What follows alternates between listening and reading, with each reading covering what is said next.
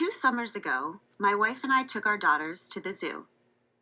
As we walked the grounds, we saw a sign advertising the park's big event, the Cheetah Run.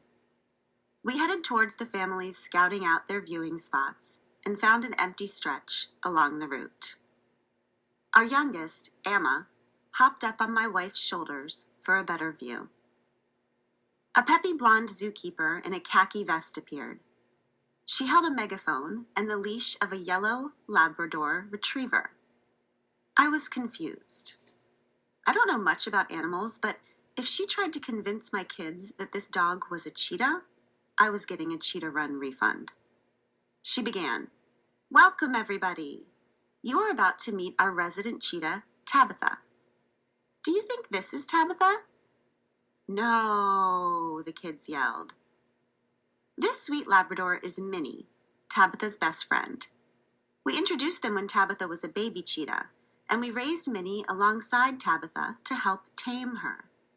Whatever Minnie does, Tabitha wants to do. The zookeeper motioned toward a parked Jeep behind her. A pink stuffed bunny was tied to the tailgate with a fraying rope. She asked, "Who has a Labrador at home?" Little hands shot into the air. "Whose lab loves to play chase?" "Mine," the kids shouted. Well, Minnie loves to chase this bunny. So first, Minnie will do the cheetah run while Tabitha watches to remember how it's done. Then we'll count down, I'll open Tabitha's cage, and she'll take off. At the end of the route, just 100 meters that way, there will be a delicious steak waiting for Tabitha.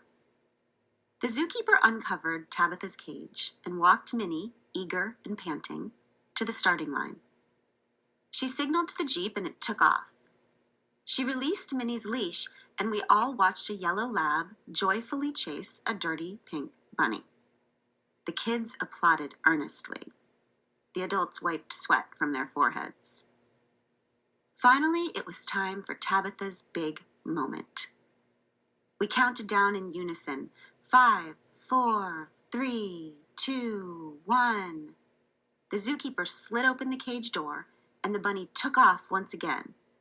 Tabitha bolted out, laser-focused on the bunny, a spotted blur. She crossed the finish line within seconds. The zookeeper whistled and threw her a steak. Tabitha pinned it to the ground with her oven mitt paws, hunkered down in the dirt, and chewed, while the crowd clapped. I didn't clap. I felt queasy. The taming of Tabitha felt familiar. I watched Tabitha gnawing that steak in the zoo dirt and thought, day after day, this wild animal chases dirty pink bunnies down the well-worn, narrow path they cleared for her. Never looking left or right, never catching that damn bunny, settling instead for a store-bought steak and the distracted approval of sweaty strangers. Obeying the zookeeper's every command, just like Minnie, the lab she's been trained to believe she is.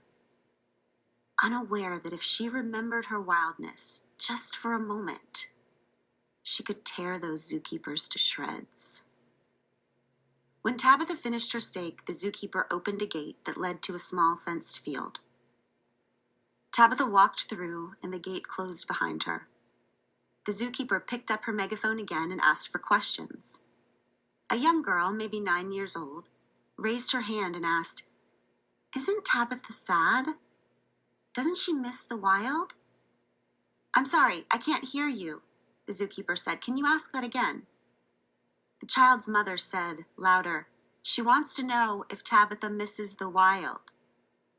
The zookeeper smiled and said, "No, Tabitha was born here. She doesn't know any different. She's never even seen the wild. This is a good life for Tabitha. She's much safer here than she would be out in the wild." While the zookeeper began sharing facts about cheetahs born into captivity, my older daughter, Tish, nudged me and pointed to Tabitha. There, in that field, away from Minnie and the zookeepers, Tabitha's posture had changed. Her head was high, and she was stalking the periphery, tracing the boundaries the fence created. Back and forth, stopping only to stare somewhere beyond the fence. It was like she was remembering something. She looked regal and a little scary.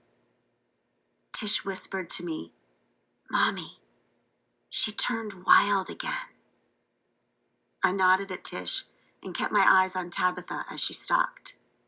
I wished I could ask her, "What's happening inside you right now?" I knew what she'd tell me. She'd say, "Something's off about my life.